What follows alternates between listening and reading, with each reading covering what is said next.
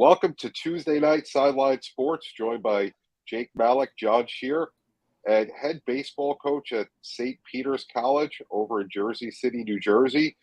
Guy who's doing a phenomenal job, Coach Grant Neary. Welcome to the show. How you doing tonight, Coach? I'm great, JB. Thanks for having me. It's our pleasure. So let's start. Let's talk a little bit about St. Peter's baseball. So, what are we looking at coming into the season in the MAC conference for you guys?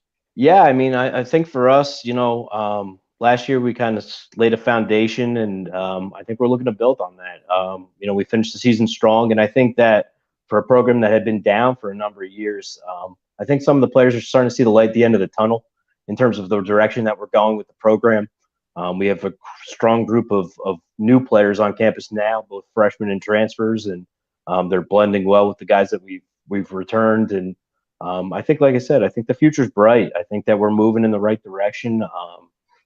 The MAC, I think we're hitting the MAC at the right time with some of the turnover there's been in the coaching positions there too. A couple of the top programs have kind of changed coaches, and we'll have to see what kind of direction they're going to go with those programs. But for us, it's hit the ground running and kind of use some of the momentum that our schools had with basketball, and some name recognition there to try to get our program kickstarted again and kind of going where we want it to be. So, being that your campus is in Jersey City, what are the challenges you have coaching a college team in the Northeast? Yeah, a lot of it is always, weather dependent. And fortunately for us, we do have some indoor facilities that are great. We have a bubble, which was our old tennis center on campus itself. There's no more tennis being sponsored at the school, so it's about 300 feet long. It's about 150 feet wide. There's 2 cages in there.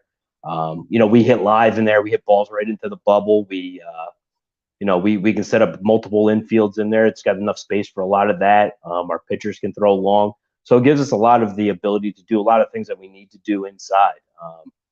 Our field's a natural surface, but adjacent to our field, there's 2 turf baseball fields. So we can utilize those 2. They're part of the Hudson County Parks and Rec Department. So, it's one of those things you find ways to make do. Obviously, when you're in a city and you try to find everything you can to the resources that we do have, and we utilize them to the best of our ability. We have another cage that's pretty much right next to my office that's open 24 hours a day for our players to come in and hit at any point in time. So again, like I said, is it the most aesthetically pleasing stuff? Well, probably not, but is it functional? Yeah, completely. And it gives us a huge amount of space, and it's better than being in a gym where you can't hit ground balls on the gym floor, where I've been in those situations as well. We can do whatever we need to do. It's just you got to be flexible a little bit, and for me that doesn't matter. As long as we have the space and we have the ability to do so, that's our big thing, and we do. But definitely the biggest challenge is the weather. It's the Northeast. It doesn't get warm until April, if you're lucky. We may have snow on the ground in February. In March, you never know, right? So you're always dealing with those things.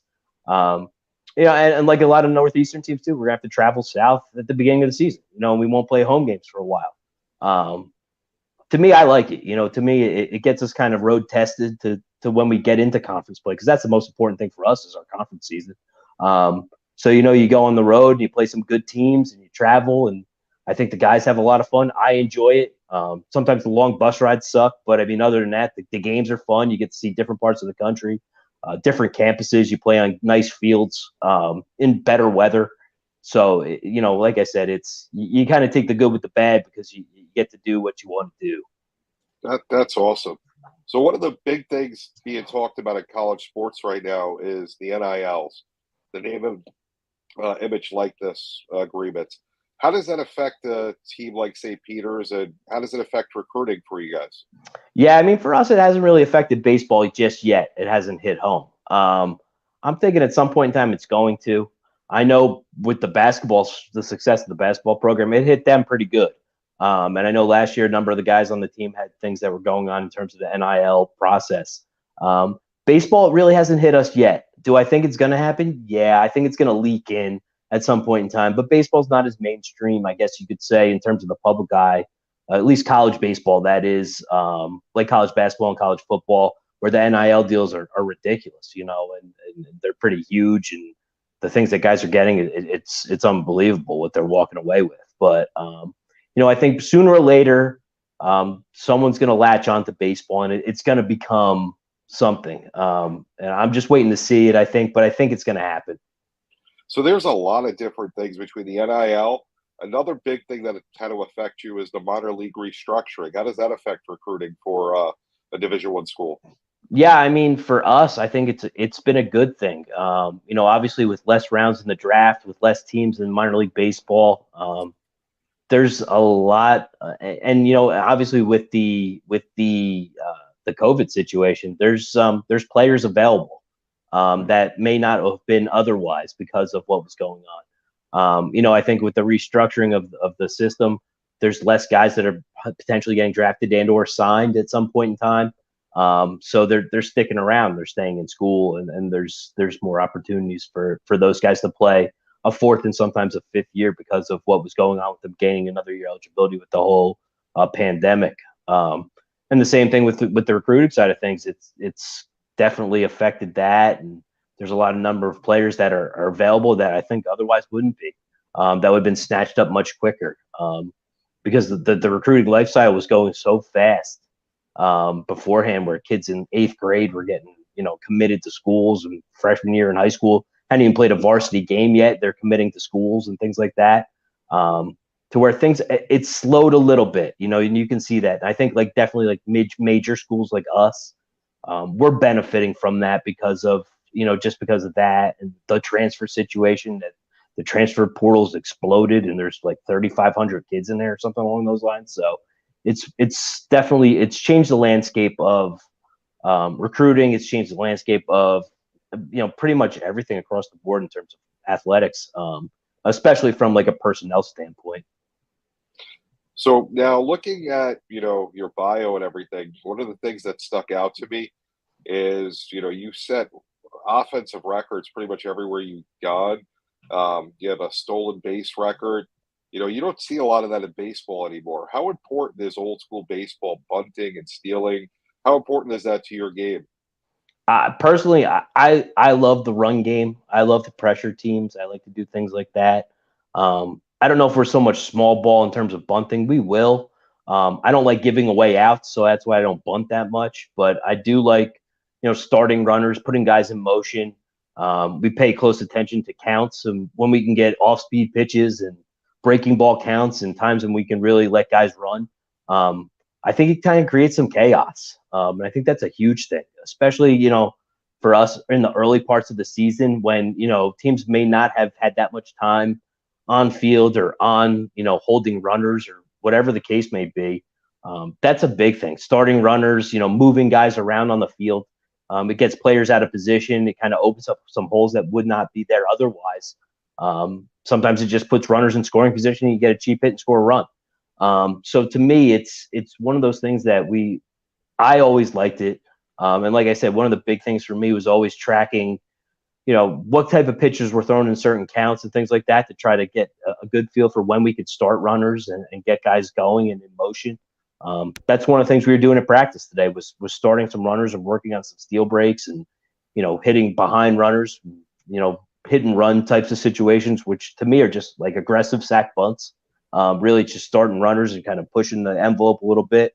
To me, I like it, and I think I tell our guys too, if you get thrown at, that's on me. I don't really care. You know what I'm saying? You can point the finger at me as opposed to, being upset or, coming back to the dugout thinking I'm going to be mad at you. If I'm sending you or I'm giving you the green light to go, then go. If you get a pitch and you think you can steal a base, let's do it. Let's be aggressive and try to do things like that. Now we talk about doing it in a smart manner, but we do want to be aggressive on the bases, no doubt. I like it. That to me, that's fun baseball. To just seeing home runs and strikeouts is just gets boring after a while. I think the biggest thing I heard though, if you get out, it's on me, and I love the accountability of that because you're telling your players, look, I'm telling you to go do this, but if it doesn't work, I don't want you to feel like, hey, you screwed up. I take the blame. I'm the coach. I made that call. I don't feel like we ever hear that in sports in general. You don't hear the coach wanting to take the blame. Not that he throws his player under the bus, but you don't hear them say, hey, that was on me. That was my bad. I made that mistake. You don't worry about that. We don't see that side. So I love hearing that. Yeah, I mean, it is what it is. Like sometimes you live by the sword, you die by the sword, right? So if we're gonna get thrown out, it's gonna happen, guys. You know what I'm Yeah, saying? no. I mean, if we steal bases at a 70 or 75% clip, which is pretty good, we're still getting thrown out, once in a while, and that's Hey, okay. it's all That's right. okay. If the situation was right and you got thrown out, you just got thrown out. Maybe they made a good play. I can't really get too mad at guys for something like that. That's not, if they ran in a good situation, the kid made a great throw. It is what it is, guys. We'll be all right. You know what I'm saying? Like, Calculated risk. That's all it's about. Yeah, calculated risk. no doubt. And that's a big thing is doing that. Making smart and aggressive decisions on the bases. I think that's a great equalizer is base running. And our players will hear that from me all the time. It's the first thing we do in practice. We warm up and we do some type of base running with our position players. Because it's so undercoached and underdeveloped and done so poorly. And I hate watching it when it's bad like that. Yep. That, everyone goes out and hits the cage. Everyone goes out and fields ground balls. Not many guys practice base running that much, right? So it's one of those things that we have to kind of harp on it all the time and doing it right, and doing it the correct way and aggressively, and really taking pride in doing the base running that I think is like, I have always equated it to, I think I'm stealing this from someone. I didn't make this up, but teams have said like base running is like special teams, in a football game. I agree. You have your pitching, you have your defensive side of things, you have your hitting, your offensive side of things.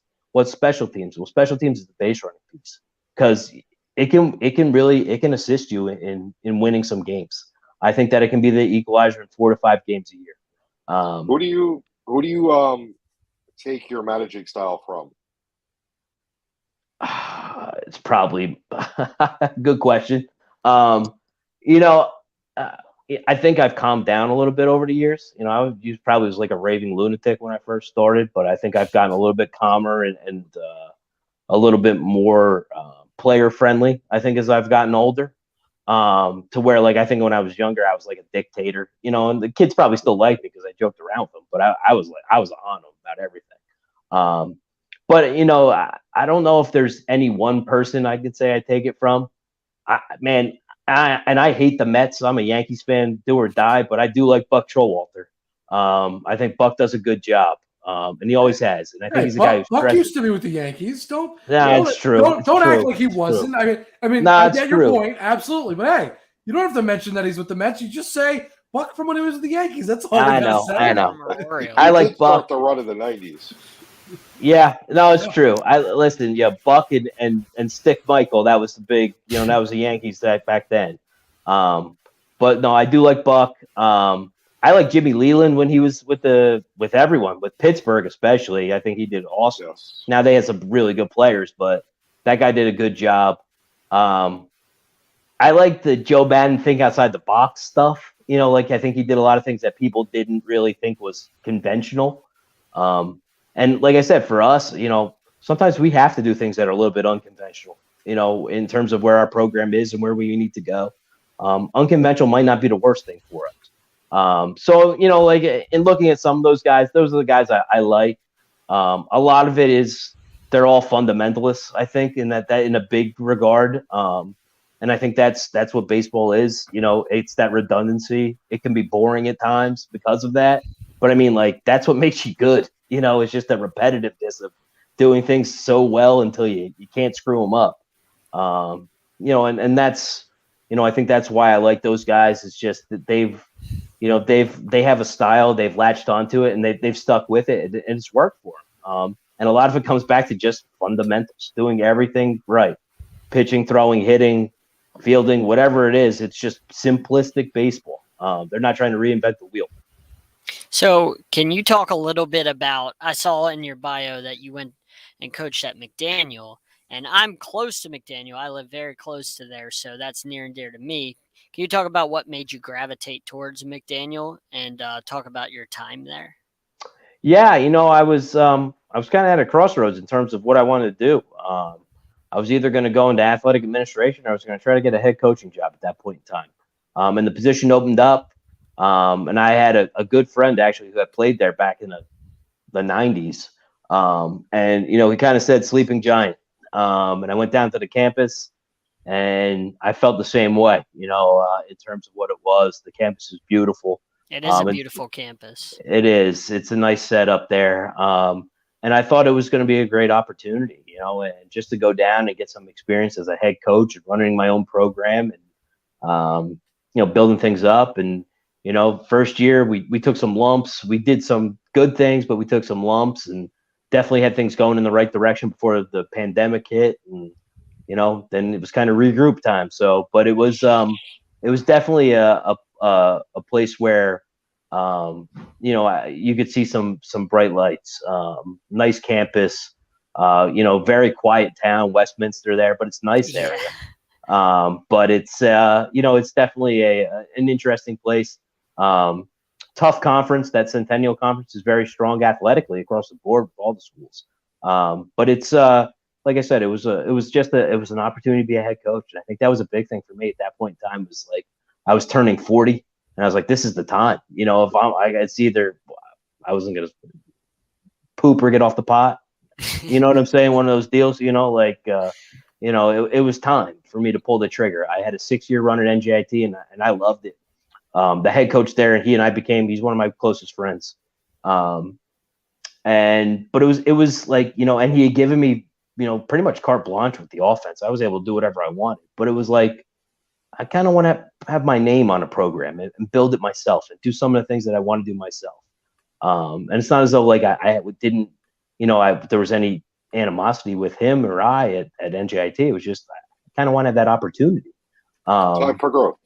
Yeah, I think that's exactly what it was. It was 6 years and I learned a ton. Brian Giuliano is the guy's name, who's the head coach at NJIT, was outstanding and treated me like gold. And like I said, still a really good friend of mine. He's coaching high school baseball actually out in Portland, Oregon now. We still talk. He's still sending me some players, names of players and stuff like that. But it was like it was the time for the next step. It was, you kind of feel like, we were in the Atlantic Sun Conference for the final 3 years that I was there. In 2018, we went to the ASUN playoffs. No one even expected us to be even close to that. We beat 3 nationally ranked teams: Jacksonville University, Florida Gulf Coast, and Stetson that year. And Stetson was like 8 in the country. So it was like, oh, this is the time for me to, go and see what I can do on my own and build my own program and kind of make my own name. And that's why I did it. Love that. All right. So the guys and I had previously just mentioned before the show, before we talked to you, this is the last question we had to leave with. And I wanted to ask, because you're a huge Yankees fan, I'm a huge Yankees fan, but I want your unbiased, completely honest opinion on who you think deserves the AL MVP this season. Is it Shohei Ohtani or is it Aaron Judge? And again, it's Aaron Judge. Okay. I'd love to know why. I'd love to know your thought process. I listen. I think Ohtani's an incredible force, but I don't think the Yankees are nearly as good as they are without Judge. And that's a big, for me. That's a big thing. Is like, in how many games? I mean, he's the difference maker. Like in terms of what he's done. I mean, they started playing him in center field. I was like, whoa, this shows you how valuable this guy. That shows me value. They took their franchise guy out of right field where he was potentially comfortable, right? And they put him out in center field, something that was somewhat foreign, right? You didn't hear anything about his defense. So that was a big piece for it. Definitely. I think, he's an impressive player. Like, everything he does is impressive to me. You don't got to convince me. I'm right there with you. But I figured, look, you're a coach. You see a lot of baseball. You're around baseball more than any of us. You would have a legitimate opinion. On top of the fact that, as we now know, and it was pretty obvious, you happen to really like Aaron Judge like the rest of us. I do. Okay. Grant, I have a bonus question for you, because what do you got? These guys just don't know what they're talking about with what I'm about to bring up. They argue with me. I said when Aaron Judge was at about 51 or so, I said, I said, I'm not letting this guy bat again. The rest of the lineup is okay. They're not great, but they're not bad. I said, what I'm doing is I'm just walking this guy 4 or 5 times a game. I don't care. When he comes up, I'm walking him. Like, intentionally walk, get this guy out of my way. Anybody else can try and beat me except Aaron Judge. Would you be okay with that? Like, if you're a team and you just come into the game with that game plan, like Aaron Judge isn't beating us, we're going to put him on base every single time, and anybody else, 1 through 8 is going to beat us, but not him. Not him. 8 guys can beat us, but not Aaron Judge. Yeah, I would agree with you. It's like the throwback Barry Bonds days, right? When they're walking them with the bases loaded. Thank you. That's what I said. I mean, to be honest, the only time I pitched him was if there was no one on base. You know, like I'm not runners on base. I'm not letting him because he mishits balls and they go over the wall. You know what I'm saying? Like he doesn't get anything. You know, like he mishits balls and they flare to right field. They carry over the fence. So, yeah, no, I would not. I would not be opposed to that strategy at all. If I was an opposing team, and I was managing against them, I would not. I wouldn't let that guy beat me, especially with some of the early in the season Yankees. It would be a different story. Later in the year Yankees, yeah, no, he's not beating me. I would live that same way. Anybody else I can live with, but like you said, this team's a different team without him, and if you take him out of the game, basically offensively, you make somebody else beat you out of the other 8 guys. I mean, then you force these other guys to bat, who really haven't carried the team. I don't think it's a bad strategy, but these two seem to think it's crazy. So I just wanted to ask you, a professional, unlike these two. Well, John, you said walk him every time. You said walk him every time. I would personally do. I don't want him to ever have an opportunity to do anything with his bat. He can't even bring it to the park. I'm going to send a message that don't even bring your bat. But hold on, because you don't need it. Here is the thing that was important that was just said, which is what I actually argued and completely agreed with. I said, if there's nobody on base, I'm willing to pitch to him because if you give up 1 run to him, it's not the end of the world. But if there's guys on base, I would be a lot more hesitant because you don't want to possibly give up 2-3 runs at that point. And that's what you're missing, John, that I actually argued the exact same thing. I said with guys on base, it would be a different situation. Yes. I'd be a little bit more worried. But when nobody's on base, you give up the solo shot. It's not the end of the world. It's not good.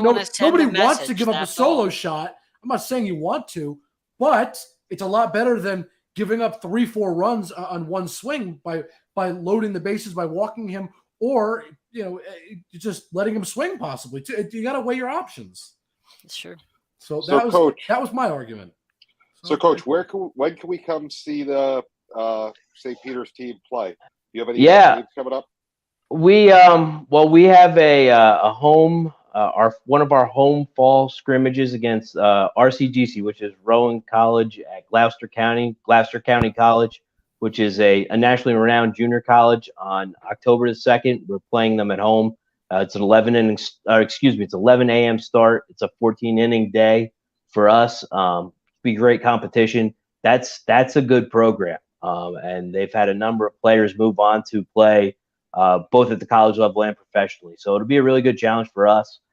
It's also a great recruiting tool for us. So, that's one of the things there too. And then in the fall, on October 15th, we're going up to Post University in Connecticut, and we're playing 18 innings against Post University, which is a very strong Division II program up in Connecticut. Their head coach is a good friend of mine, so we have that set up, and we're definitely looking forward to kind of getting out and competing against some other teams. Other than the inter-squad scrimmages, we play ourselves pretty much every weekend also. Very cool, Coach. Well, we definitely appreciate you taking the time. You're always welcome to come back. Any place where we can find the latest information on your team? Yeah, you can go to my Twitter at gmear80. I post everything, the good, the bad, and the ugly. So you'll hear anything and everything from us. And I guess I'm not as politically correct as some, so I put it out there to everybody. But that's just it's a good place. You get updates on our program, you get updates on anything. I retweet everything from our athletic department, from our baseball program. stuff about our recruits that are incoming, whatever the case may be, everything out there. That's probably the main spot. I'd say our school one, our school baseball account, but I don't run it. So you don't get as much good content there as maybe on mine. But yeah, I mean that definitely do that. You can always check out our school's athletic website, and anything that's there. My contact information is there too. So feel free. Listen, I'm not one of those people that doesn't read his email. I'm doing I'm in there. We're a program we're a little bit of a different program. So people send me emails requesting balls and hats and all types of stuff, and I try to appease them if I can. So it's one of those deals there for us as well. Well, don't worry, Coach. We're gonna all see you at that batting cage you told us for 24 hours. Yeah, we're local. We're gonna be there one day. Yeah, no doubt. Come on in. We'll fire up the pitching machine for you. I appreciate it, Coach. Thanks so much for the time. You have a great night. Thanks, Coach. Thank you, guys. I really appreciate it. Have a good one. Good night. You too. Good night. All right, gents. So you brought up Aaron Judge. I'm going to go right into this right now with Aaron Judge. He has 59 home runs. Why do we care? Listen, Barry Bonds had how many? He's 3 away from breaking the why all-time do we care record. what? Hold on. Why Single season. Hold on, John. Hold on. Why do we care what? Why do we care about what? Why are we talking about his yearly home run count? Because he's 3 away from passing Maris. John, that's all that matters. No. John, hold on. John. Sosa, McGuire, Bonds. Time out. Everybody stop. Hold on. Time out. You're both wrong. Because you're both right and you're both wrong. John, you're right. Maris counts because it's the AL record. That's why it counts. Record. But no, it's not. Because Aaron Judge himself, and which is why I agree with JB, has actually come out and said that he agrees that Barry Bonds is the record. So if you ask Aaron Judge, and he's the only person that matters, because at the end of the day, you got to talk to him. It's his record. If he is telling you what he believes the record to be, which is Barry Bonds, which personally I am perfectly fine with it being Barry Bonds, because guess what? He went out there and did it. I don't really care, because you know what? You can sit here and say, "Oh, well, use steroids." Everybody does it. It's just a matter of who gets caught. Okay, don't give me the excuses. I don't want to hear it. Everybody ends up doing it. I think John is juicing right now. I told him to say, John, stand up in the camera. You're juicing. You can't say everybody's all these.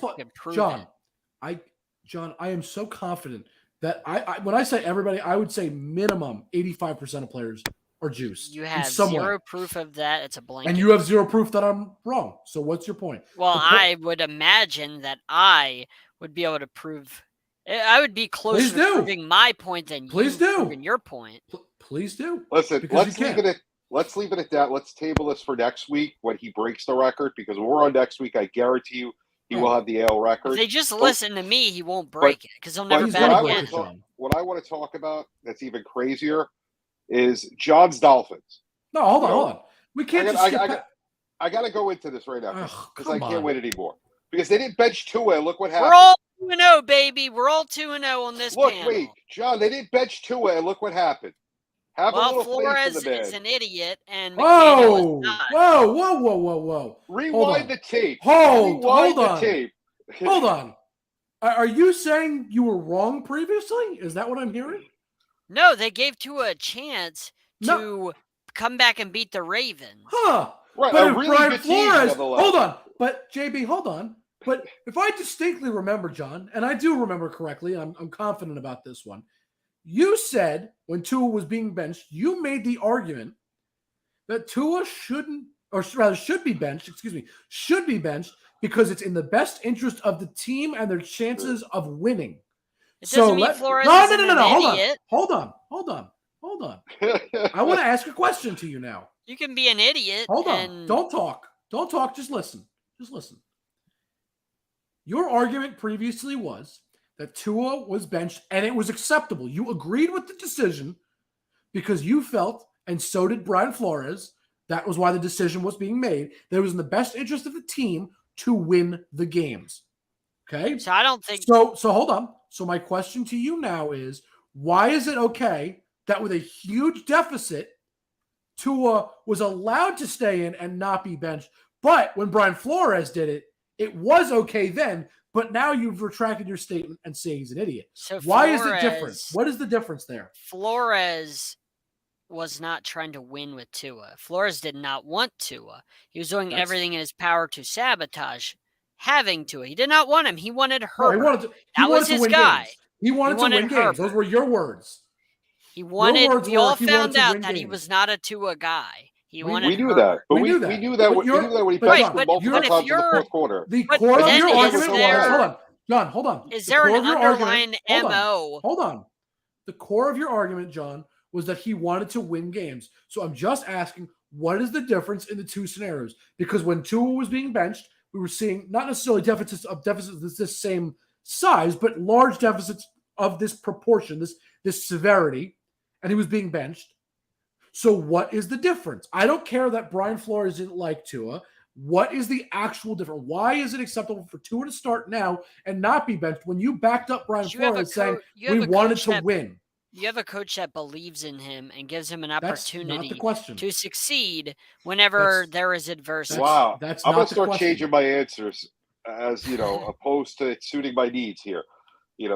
I didn't say after the Lions won the Super Bowl that, the Lions Stafford have never was won the garbage. Super Bowl, Not the dummy. Lions.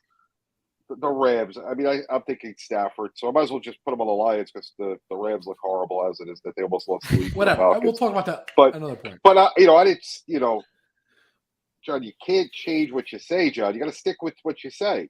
It was okay for Flores to bench him. There's many factors in this because we found out all of the things going on with. We didn't know any of this. But John, about hold on. Flores and Tua. We didn't know. But John, yes, we did. John, everybody knew. We didn't know, like when he got benched in that game, in those games. We didn't know. We knew he wasn't a Tua. We didn't Everybody know knew that. all of this stuff that was happening behind the scenes. Like what, John? What stuff did we not know? We didn't know that he had a vendetta for some reason against Tua. We had no idea. Yes, we did. It was evident. Hold on, John. Hold on. Time out. All you had to do was watch the game. No, I know, but just forget anything we learned that you're talking about, which we did know, by the way. But forget all of that. That's all speculation at that point. But John, forget all of that. Forget it even ever comes out. It doesn't matter. Forget all of it for a second. You can't tell me that you didn't think Brian Flores didn't like Tua. It was obvious as can be. Just speculation. He did everything he could. Know. John, I didn't why would a coach bench a quarterback in the fourth quarter multiple times if he liked it? That's like saying to me, when Ben McAdoo sat Eli Manning to start Geno Smith, that's like saying I had to wait till things came out to find out he was a bad coach. No, all I had to do was watch that coach. I mean, yes, he was. Like when he benched him, but John, hold on. You're missing the point. Like you're missing the point. You're missing what I was going to say, which is I didn't need people to come tell me and give me more facts to know that was an idiotic decision and he was not a good head coach. I could see that by watching the play on the field, by the decisions being made as him as the coach. I could see that. That's my point. Brian Flores' decisions in the past made it extremely evident that he did not like Tua, because if he liked Tua, he wouldn't bench him. If he had done what he did, which was let Ryan Fitzpatrick play those first few games and then bring Tua in and then let Tua just grow and go through the growing pains like a lot of rookie quarterbacks have to do when they are, believed to be ready to start, that's fine. But I watched him. You watched him. JB watched him. Everybody watched him. It was beyond obvious. He may as well have had a glowing neon sign above his head saying, "I don't like Tua," because that's why he benched him. Obviously, that's why he benched him. But that's the thing if you he get said, to that point, what's the exactly. point of drafting him? What's the point of playing? It wasn't his you know decision. What I mean? He doesn't draft. The GM drafts. No, but he's part of that decision. So John, no, you know what I mean? Not really. Yes, clearly, your head clearly coach not. is part of that. John, He's not the final decision maker, John. The final decision maker is the general manager. Hold on, but let's get back to the core. Yes or no. Let's get to the core point of this argument that we're having now, this debate. The point was, John, you previously backed up what Brian Flores did, saying it was acceptable to bench Tua. So why is it different that Mike McDaniel let him play out? What is the difference that you're telling me it's now acceptable with a large deficit? Because I'm still not seeing it. All I'm hearing is Brian Flores just didn't like him.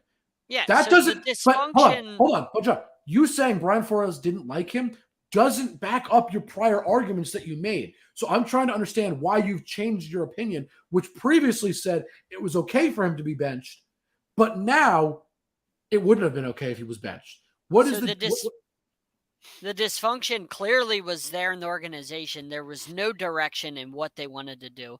One, obviously they wanted Tua, but he didn't want him. They wanted Tua to start sooner.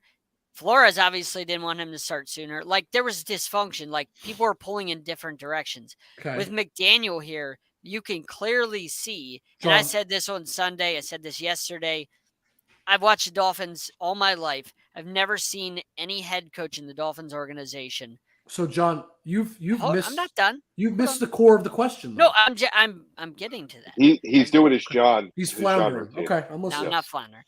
I've never seen a coach. I've never seen the Dolphins rally for one of their head coaches on the road down big. And I've seen us on the road down big a lot in my life. Okay. I've never once seen the Dolphins do what they did on Sunday, Okay, where great. they actually fought for their team. Can we get to the point? Yes, So- exactly. I'm getting there. So the point is, So John, the is dysfunction, basically being I clearly hypocritical. see that Yes. the dysfunction was there with Flores. Okay. There's a disconnect between him and the front office. Okay. With McDaniel, everybody's on the same page. Everybody's pulling in the same direction, which means Tua's buying into what is being sold. That And when doesn't your answer my quarterback question. is buying into what's being sold, You're he's not gonna answering play the a lot question. better. You're avoiding the question, John.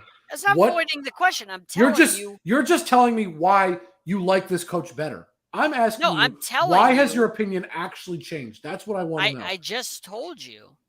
So that it's somebody buys so- into the so quarterback. hold on. So I'm let me- gonna table this discussion on. because it's Give me going nowhere. 2 Josh seconds, is going 2 in seconds. circles. I just Yeah. want to ask this question, and it's a rhetorical kind of question. You don't have to answer it, but I want to put this as the final thoughts of this. What I'm hearing, and this is rhetorical, so don't answer this, is that Brian Flores didn't like Tua, so it was okay to bench him and try to win games.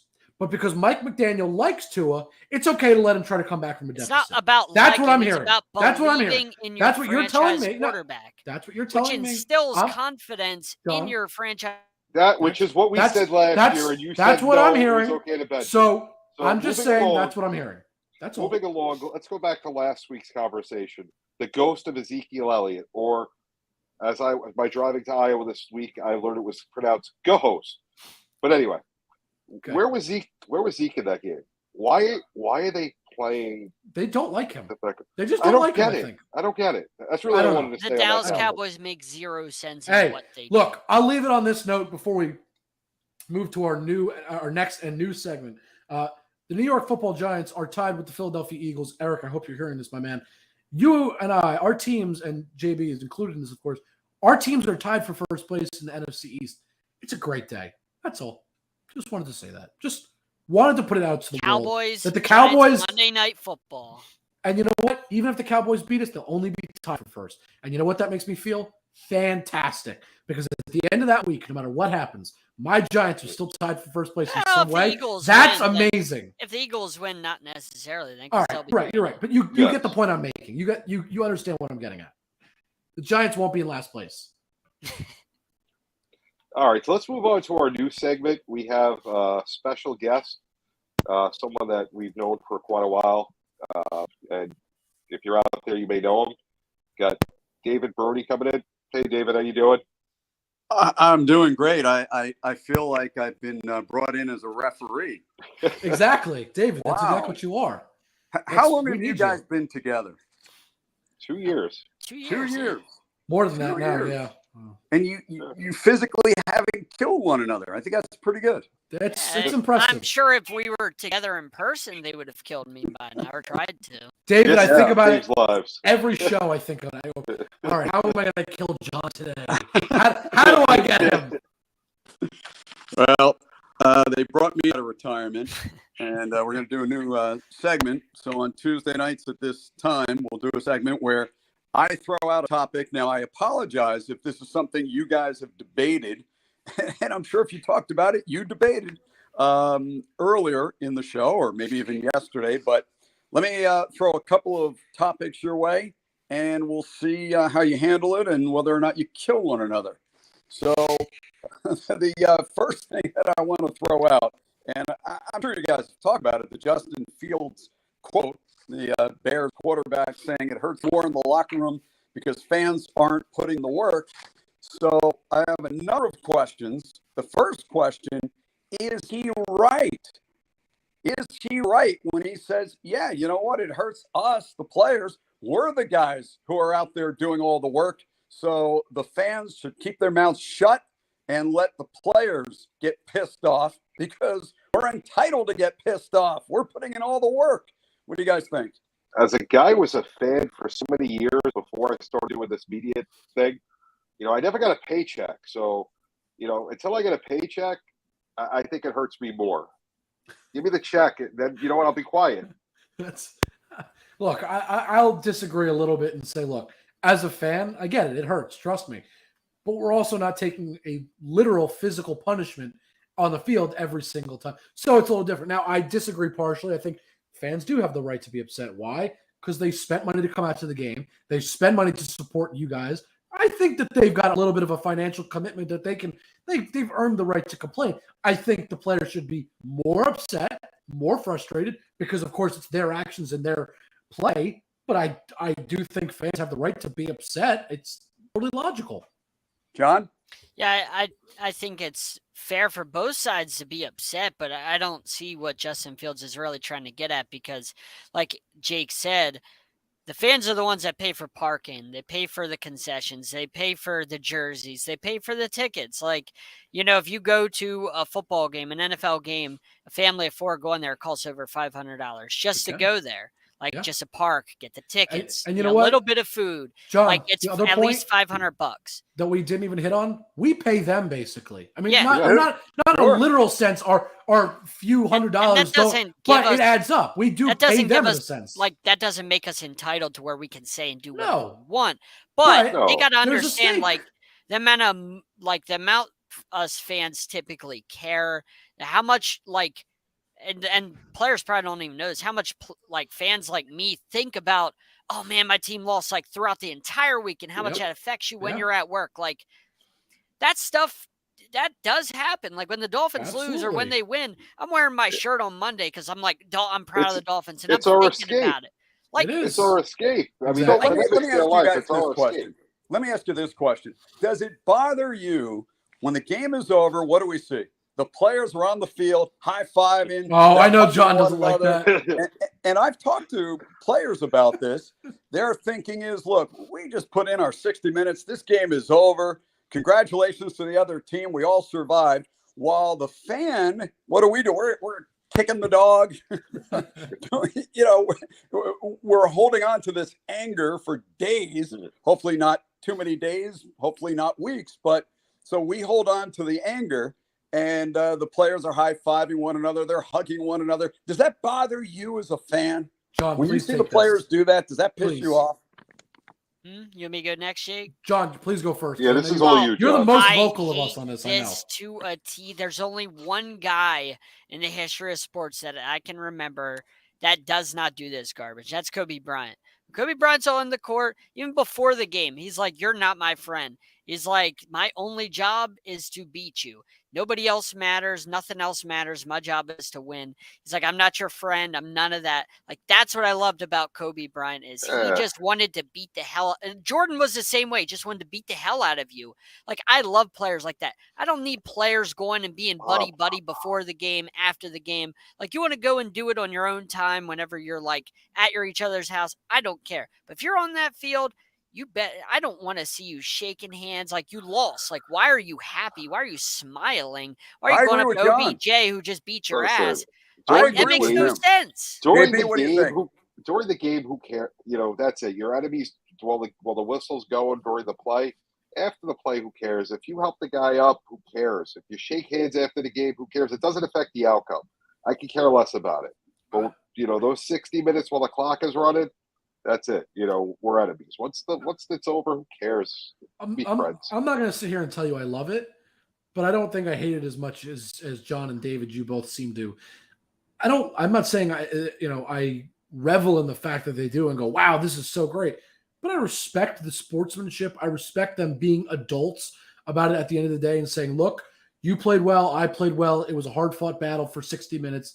there's a mutual respect. I don't need the buddy part. I understand that, John and David, and I know you guys feel that way, so I get that, and I kind of can agree in some ways about that. But I appreciate the handshakes. I appreciate the, hey, great game. I appreciate that aspect because that. So I'm just saying that's where I sit on it. I would be okay if they do that. I don't need the buddy stuff. I can understand that. But I appreciate the cordialness of just. I'm okay with a handshake. Right. Let me add a bonus thing in, David, before you go on. The one thing I hate the most is jersey swaps. I hate when the only time I want your jersey is because I beat your ass and it's like going hunting and you have those antlers up on your wall. That's the only reason I want your jersey is because that's my trophy. John wants it so he beat you and he ripped it off of your body. And that's why I have your jersey. That's the only reason I want your jersey is to show that I own you. What you're forgetting, John, these guys that get to this level, they've all played with each other for so many years. The higher up you get, the closer you are as friends. The travel teams, they all get closer and closer as you get to that the higher league. So that's why they're so close. Again, I get it. All right, final question on this one. Is there a problem when the fan hurts more after a loss than the player? Hurts how? Emotionally or physically? Pain. Yeah, pain. It hurts. It's gut-wrenching. Well, if we're talking emotionally, again, I can understand it because we kind of talked about it. There is an investment in your team. I as a fan, it'll affect your mood. I get it. I'm cool with that. I don't know that it should affect you more than it affects the guys on the field because, well, like I said, they're the ones that take the physical punishment and do the work. But again, kind of like I said before, if you're a fan and you say, oh, my team lost, I'm upset. I don't judge that. I get it. I'm cool with it. You should be upset if your team loses. You know why? Shows you care. And I'm all for it. So what do you think, John? The fan cares more than the player when it comes to dealing with a loss. You okay with that? It's like when I worked in social work and I told my clients, if I care more about cleaning your house than you do, then I'm doing something wrong. You need to care more than I do. The player needs to care more than the fan does. Otherwise, there's a problem. If the player just is smiling and laughing and happy after he loses, like that makes no sense to me. Like I don't need him to be depressed, but at the same time, like I don't need to see on camera like that he's all giddy and happy and playing around. Like you just lost a game. Like how's that not eat at you? How can we be so much different, John? How can we be so different? It's a business, right? You have a guy that's on the Yankees today or the Giants or whatever team. He gets traded tomorrow to another team. Why should he care so much about a loss? All he should care about is making himself better. Yeah, it sucks to lose, but that's it. That's a loss. A fan, you're invested in the team forever. I've been a Giant fan since since I first saw football.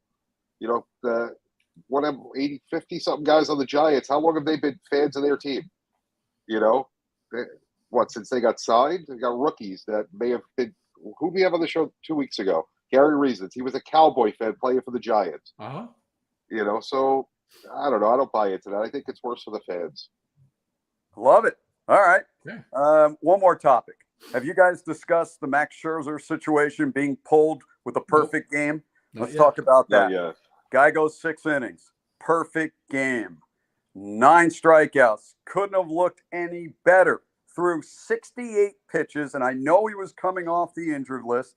He had an oblique problem. I get that. 68 pitches, that's not a lot. The pitch count was supposed to be between 75 and 100. Buck Showalter said there's plenty of time for Max to get other guys out. We're done. It's 6 innings. He needs to get off the mound. Baseball has not had a perfect game since 2012. Felix Hernandez was the last guy to do it. Max Scherzer in his career, 12 complete games. The man has 200 wins. He has 12 complete games. I did a little bit of research as I was getting ready for this. Cy Young, 511 wins. Cy Young in his career started 815 games. Take a guess as to how many complete games he threw. 815 starts. JB, how many? 700. Okay, 700. John, how many complete games for Cy Young? I'd say about 450. 450. Jake? I'll say about 525. What number? 525. 525. 749 complete games for Cy Young. Wow. With, we by were the off. way, a career 2.63 ERA. Walter Johnson, 531 complete games. This number is going to blow your mind. He has the all-time record most shutouts by a pitcher, 110. And Walter Johnson had a 2.17 ERA. I think this is gutless on the part of Showalter and the Mets. The Mets have never had a perfect game. Max Scherzer should have been sent out in the 7th inning. And if he gave up a hit, if he gave up a walk, you yank him and you say, all right, well done. We'll get him next time. But you absolutely send him out for the 7th inning. What do you guys think? I agree 100%. My friend texted me, I just turned on the game and the announcers were saying they were going to pull him. In my head, the beginning of the year, Clayton Kershaw was throwing a no-hitter. They pulled him, and I said, it's early in the year. I get why they're doing it. I get that Scherzer's just coming off the injured list, but it's towards the end of the year. He's got a little bit more stamina. Only 68 pitches. Disgusting move. No reason to pull him. And sure enough, whoever they put into pitch gave up a 2-run home run in the bottom of that inning. John? I have no problem with it, honestly. If you're trying to play for a World Series, if you're trying to play for a championship like the Mets are, your only job is to go make sure your guys are as fresh as possible. And if it means taking him out just to preserve him because you got to keep him fresh for the playoffs and he's just coming off an injury, that's a smart thing to do. Like, I get history. I love all the history in baseball, but if you're trying to go after a World Series, who gives a damn about a perfect game? That is nothing compared to winning that World Series, and that's all Buck cares about. And he is trying to make sure the entire roster, 26 guys or whatever, like, have a chance at a championship, not just one guy at a perfect game. Like, I completely agree with Buck. You're going for a World Series, not a perfect game. I think that Scherzer and every Met fan is owed an apology. Jake, what do you think? No surprise here. I don't agree with John. John, I align more with JB in the fact that, John, you make a fair point, and I do agree. He should have been kept healthy, and that is no argument about that. David, you said one important thing which really swayed my opinion, which was he was on a pitch count, but the number of pitches he was supposed to throw were between 75 and 100. And you told me he threw 68 pitches. As far as I'm concerned, and you can't tell me I'm wrong about this, that's under 75. That's under the minimum threshold that said you can pitch. So for me, the way I see it, I'm cool with keeping him healthy. I'm not saying he has to hit the 100. That's why he pulled him there. He pulled him there purposely because he was going to run into trouble once he got to the 8th inning, and he was at about 98 pitches. And he knew if he let it go, he was in trouble. And that's fine. But the way I see it, if you're going to pull him, let him at least pitch the 7th. Let him go out for the next inning. You might as well let him go out because the way I see a pitcher and what they need all the momentum they can get going into the playoffs. And you know what happens, Jake, if he gets to 98 pitches, like JB said, and then he gets injured and he still has that perfect game? You know what's going to happen, right? Buck is going to take the blame for leaving him in too long, coming off an injury. That's exactly what would happen. I never said he's got to get to 98. I'm just saying if he's right where JB said and he gets hurt, Buck's going to take the blame for that. Let me finish the point I was making here, which is that all he had to do was pitch one more inning. If he throws 20 pitches in the next inning somehow, he's at 88. You pull him there and you call it a game, and that's it. He pitched through the 7th, and then you have the valid argument in my mind because you said between 75 and 100, and he actually went between 75 and 100. If you told me that was his pitch count, pull up for 2 innings though, it gets a lot harder. I don't care. But all I care about, the way I see it is this: if you're going to tell me he's going to throw between X and Y pitches, let him do it. Let him go out there and go do it. And more importantly, what I was going to say is pitchers need all the momentum they can get going into the playoffs. Now, Max Scherzer is one of the best pitchers we've probably ever seen. He is phenomenal. Does he need the momentum that somebody like you or I would need? No. But having a great start like that as one of your last starts going into the playoffs, give him all the momentum he can get. I'm not saying push him to the limit. I'm saying let him at least pitch one more inning. Let him get a little bit more work. Why? He's coming off an injury. He's only going to get so many starts. Let him have the work. Let him have the momentum. Let him get the work. There's no reason not to. Plus, with the no-hitter, or excuse me, the perfect game, I'd like to see that continue. It's pretty cool. So did we accomplish anything tonight? No, We never do. no, we just Yes, we argued, really- but that's okay. It's just a handicap match every Tuesday night from 8:30 to 9:30. You're We absolutely right. realize John is not right about one opinion. Nope, my opinions are always wrong, apparently. John, your opinions are changing, which is what I'm concerned about. Times are changing, Jake. Change with the So- times. John, if you can sit here and admit your opinion changed at least, and that you were previously wrong, I'll be happy. I'm never So- wrong. See, we there's gotta the wrap. problem. We got to wrap. We had enough of John tonight. John, you're benched for the departures tonight. Bluehawks 13 David, on where- Twitter. David, where can people find you? Under the couch. All right. Okay, he's the boogeyman. David at sportsbroadcastingcoach.com. Beautiful. JB. JB_ the program on Twitter. Watch Confidential tonight at 11 o'clock. Jake?